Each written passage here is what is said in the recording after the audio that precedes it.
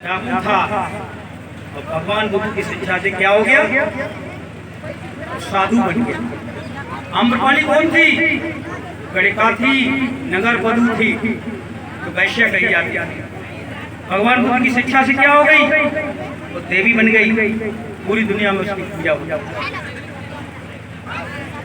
नालागिरी आती था, पागल आती था भगवान बुद्ध की तरफ दौड़ा मारने के लिए, लेकिन बुद्ध के तेज, बुद्ध के मैत्री बल से क्या हुआ, मित्र बन गया। चिंचा क्या थी? चांडाल कन्या थी। बुद्ध का प्रवचन सुन के क्या हुआ, तो भगवान के जीवन में छोटे से छोटे रूपाली क्या था, नाई था, बाल काटता था। आज उस बाल काटने वाली नाई को क्या हुआ, पूरी दुनिया में उसकी पूजा होता है। क्यों? कि भगवान की शिक्षा लेकर के फिर वो उसने उसी पर चला। सुनीत भंगी था, 2500 वर्ष पहले शूद्रों की दुर्दशा थी इस देश में, तो सुनीत भंगी था और भगवान बुद्ध ने इस संघ में आ गया। भगवान बुद्ध ने उसे शिष्य बना लिया। सुनीत आज पूरी दुनिया में उसकी पूजा होती है, इतना बड़ा वो भगवान बना। तो मेरे कहने का तात्पर्य है, भगवान के धर्म को पूजा नहीं, भगवान बुद्ध की शिक्षा को पूजा नहीं किया। क्या किया गया, उनका आचरण किया गया। और आप लोगों की जानकारी के लिए बता दूं, भगवान बुद्ध की शिक्षाएं भारत से दूसरे देशों में गई, जहां उनकी पूजा नहीं हुई। क्या हुआ, उनकी शिक्षा को लोगों ने दैनिक जीवन में उसका उपयोग किया। Sri Lanka, Burma, Korea, Cambodia, Vietnam, Thailand, दुनिया भर के सैकड़ों देश जहाँ मंदिर कम है, पूजा कम है, आचरण ज्यादा है। जहाँ आचरण है वहाँ क्या है, वहाँ खुशहाली है।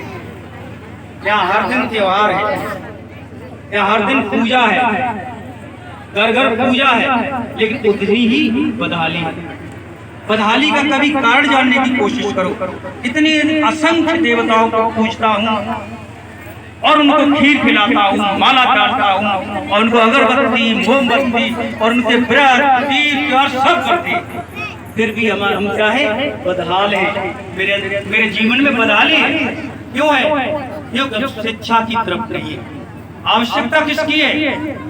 देवता हो, चाहे महादेवता हो, चाहे देवी हो, महादेवी हो, भगवान हो, महाभगवान हो, कोई भी हो, शिक्षा लीजिए उससे। अगर शिक्षा लेते हो तो आपका कल्याण होगा। अगर पूजा करते हो तो आप विश्वासी बनोगे। खिलाते नहीं, मेरे भगवान पूजे शास्त्री जी आपके गांव में आए, भगवान बुद्ध की मूर्ति ले आए और आज आप अगरबत्ती लगा रहे हो, मोमबत्ती लगा रहे हो, फूल चढ़ा रहे हो, खीर खिला रहे हो। क्या है? रिचुअल धर्म के अंदर होता है। धर्म क्या है? घर में अगरबत्ती मोमबत्ती लगा दी, अगड़म बगड़म कर लिया, बस धर्म हो गया। तुम्हारा विकास तो शिक्षा से होगा, चाहे किसी वैज्ञानिक की शिक्षा हो, डॉक्टर की शिक्षा हो, दार्शनिक की शिक्षा हो या किसी भगवान की शिक्षा हो। और शिक्षा रखने से काम नहीं होगा, शिक्षा अपने दैनिक जीवन में उतारने से। बहुत सारी ऐसी चीजें हैं जो हम करते हैं, जानते नहीं है, यही मेरे दुख का कारण है। बुद्ध क्या कहते हैं कि सबसे पहले जानो और तब मानो। मेरे देश में क्या था, पहले जाना जाता था और तब माना जाता था। और जब इस देश में जान करके माना जाता था, उस समय ये देश सोने की चिड़िया थी। उस समय ये देश विश्व गुरु था। विश्व गुरु का मतलब क्या था? इस देश का हर आदमी जब भारत से बाहर जाता था तो उसको गुरु की दृष्टि से देखते थे, उससे लोग शिक्षा लेते थे। मेरे देश के व्यापारी जब विदेश जाते थे अपना सामान बेचने, तो लोग स्पेशली व्यापारियों से शिक्षा लेते थे। जब मेरे देश के नालंदा के विद्वान भारत के बाहर जाते तो शिक्षा देते थे। तो भारत सोने की चिड़िया था। क्यों था? क्योंकि यहाँ किसी चीज की कमी नहीं थी। जब आदमी का मन संतुष्ट था, दैनिक जीवन में खुशहाली थी, तो सोने की चिड़िया खाया।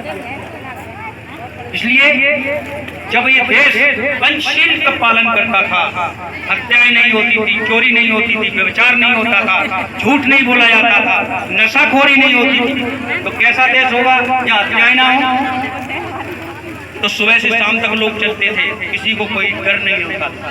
एक हत्या का नाम की चीज नहीं थी, घरों में ताले नहीं लगते थे, जब चोरी का भय नहीं था, महिलाएं रात दिन चलती थी, व्यभिचारियों का भय नहीं था, लोग एक दूसरे पर ट्रस्ट करते थे कि झूठ नहीं बोला जाता था,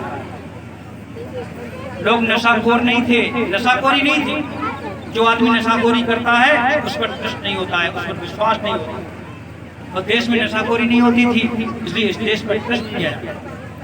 ये था भगवान बुद्ध का पंचशील, 5 शिक्षाएं। तो 5 शिक्षाओं को मानिएगा, आपका जीवन सुधर सकता है, जीवन बन सकता है। आपने 3 कथाएं, सोनू को देखते हैं और इनकी टीम को देखते हैं, कितनी मेहनत करके लोग कथाएं करते हैं, और आप लोग रोटी पानी करके आ जाते हैं कथा सुनने के लिए, शास्त्री जी का फॉलो करते हो, अब जो उसके बाद यहाँ से उठने के बाद यहाँ की चीजें यहीं छोड़ देते हो।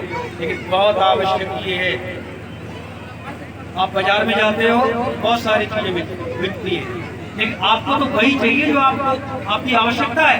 कथा में ये बहुत सारी चीजें बताते होंगे, लेकिन आपको तो वही चाहिए जो आपके जीवन के लिए उपयोगी है। तो आप अगर 10 बातें भी 7 दिन की कथा में 7 बातें सीख लिया तो आपका कल्याण हो सकता है। यदि बहुत आवश्यक है समय, मान लीजिए शास्त्री लोग आए, इनको आप 1 लाख रुपए दे दोगे, 7 दिन की कथा कहकर चले जाएंगे, और इसमें से एक भी आदमी ने एक भी चीज को नहीं सीखा, तो इनकी कथा की सार्थकता क्या है? तेरी कथा की कोई सार्थकता नहीं है। 1 महीने के बाद शास्त्री आए, ये कहें लो भाई तुम लोग अपना 1 लाख रुपए वापस कर लो, और हमने जो 7 दिन तुमको दिया था वो 7 दिन मेरा वापस कर, तो तुम्हारा पूरा गांव मिला करके इनके 7 दिन वापस कर सकते हो? 7 दिन का समय वापस कर सकते हो इनका? नहीं कर सकते हो, लेकिन ये पैसा तुम्हारा वापस कर देंगे, तुम इनके 7 दिन वापस नहीं कर सकते हो। तो आप बताइए पैसा बढ़ा कि समय? क्या बढ़ा है? समय बढ़ा है। तो आप भी अपना समय यहाँ पर दे रहे हो, और ये लोग भी अपना समय दे रहे हैं, और इस समय का सदुपयोग होना चाहिए।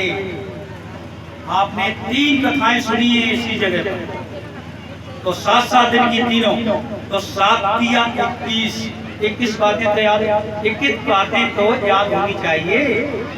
अगर 21 में 10 बातें याद नहीं तो कथा की सार्थकता क्या है? इसलिए बहुत आवश्यक है, आज लास्ट दिन है, आज जो भी बताया जा रहा है आप सुनिए, समझिए, सोचिए और अपने जीवन में उसका उपयोग करिए। बहुत बहुत धन्यवाद। नमो बुद्धाय। फिर मिलेंगे।